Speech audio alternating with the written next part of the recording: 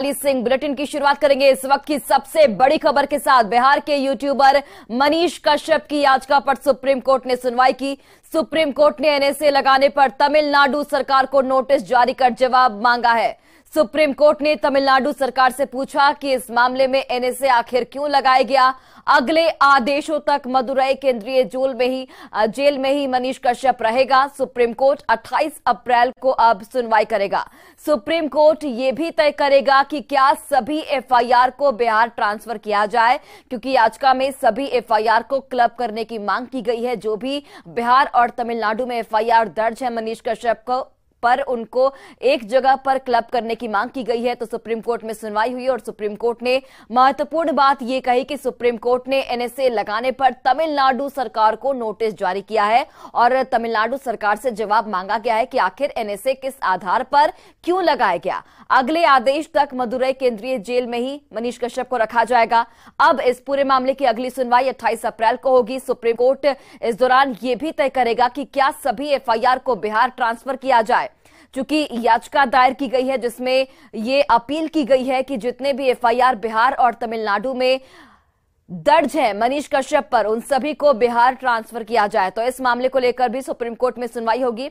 लेकिन यहां पर सबसे बड़ी और सबसे महत्वपूर्ण जानकारी यह है कि एनएसए लगाए जाने पर तमिलनाडु सरकार से जवाब मांगा गया है सुप्रीम कोर्ट की ओर से। सहयोगी सुशील पांडे इस वक्त जुड़ गए हैं। क्या कुछ अपडेट आपके पास? 28 अप्रैल को अब मामले की अगली सुनवाई होगी और यहां पर तमिलनाडु सरकार से जवाब मांगा गया है कि आखिर एनएसए क्यों लगाया गया।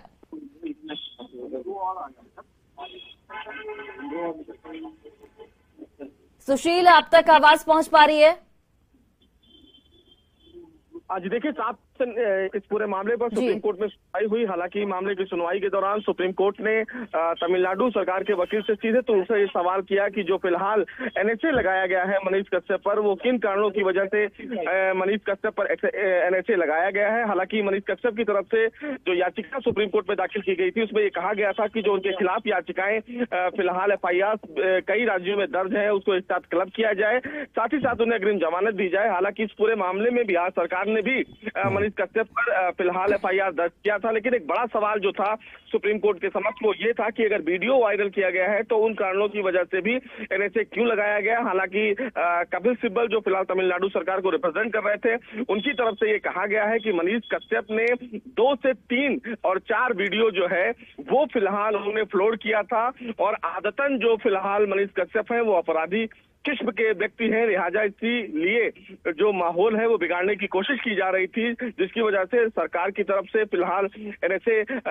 इम्पोज किया गया। लेकिन एक बड़ा सवाल सुप्रीम कोर्ट ने ऑन रिकॉर्ड के आधार पर तमिलनाडु सरकार से यह सवाल किया है कि तमिलनाडु सरकार बताए कि मनीष कश्यप पर जो एनएसए लगाया गया उसके पीछे की वजह क्या है। फिलहाल 28 अप्रैल को दोबारा इस पूरे मामले पर सुप्रीम कोर्ट सुनवाई करेगा। उस दिन सुप्रीम कोर्ट ये भी तय करेगा कि जो मनीष कश्यप ने मांग की है कि विभिन्न राज्यों में जो उनके खिलाफ एफआईआर दर्ज किए गए हैं उनको एक साथ क्लब किया जाए। तो अब 28 अप्रैल को इस मामले पर दोबारा सुनवाई की जाएगी। तब तक फिलहाल मनीष कश्यप जो है वो फिलहाल जेल में ही रहेंगे। जी सुशील, ये भी जानकारी दीजिए कि जिस तरीके से सुप्रीम कोर्ट ने सवाल पूछा है तमिलनाडु सरकार से, कितने दिनों के अंदर जवाब दिया जाएगा? क्या कुछ समय सीमा तय की गई है? जी देखिए, 28 अप्रैल को इस पूरे मामले में दूसरी सुनवाई है, यानी कि 28 अप्रैल से पहले फिलहाल इस पूरे मामले में तमिलनाडु सरकार को सुप्रीम कोर्ट में अपना जवाब दाखिल करना होगा। 28 अप्रैल से पहले फिलहाल सुप्रीम कोर्ट में तमिलनाडु सरकार को ये बताना होगा कि जो मनीष कश्यप के ऊपर एनएसए लगाया गया है उसके पीछे की वजह क्या है, किन कारणों की वजह से मनीष कश्यप पर एनएसए लगा है। तो 28 तारीख को जब सुनवाई होगी तब इस पूरे मामले में सामने बात निकल कर आएगी कि आखिर तमिलनाडु सरकार ने एनएसए मनीष कश्यप के ऊपर क्यों लगाया। क्या कुछ पक्ष रखा जा सकता है सुशील तमिलनाडु सरकार की ओर से?